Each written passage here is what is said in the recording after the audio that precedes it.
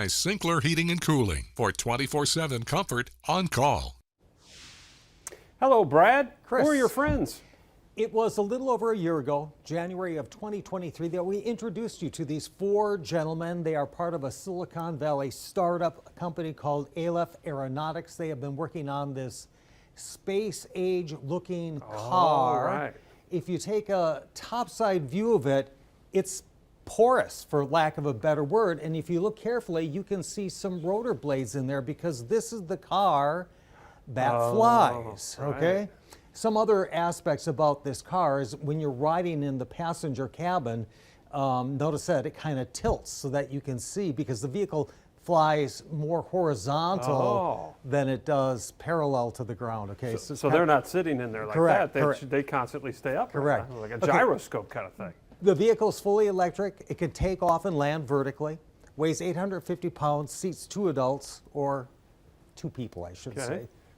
Can reach air speeds of 110 miles per hour, but only 35 miles per hour on the ground. However, the people who built this car don't really see it on the ground very much. I was going to say, why would you be on the ground? It's really designed for an urban setting so you can kind of hopscotch around, okay? So that's what's going on there. If you want one, can be yours for $300,000. They're already accepting fully refundable $150 deposits. They're expecting a late 2025 delivery.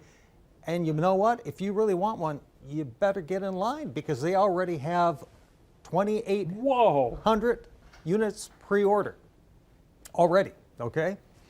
Now, here are some problems, okay?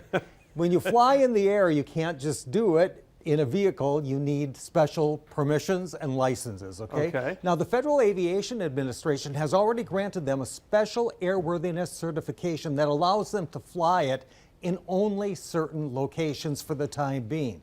There's still one outstanding problem, though. It still needs approval from the National Highway Traffic Safety Administration to go on the roads. But the big takeaway from all of this, because of this vehicle, the federal government has started to do what they should have done a long time ago, start thinking about how are we going to manage all of this, because it's just a matter of time, and this is certainly step one of a flying car.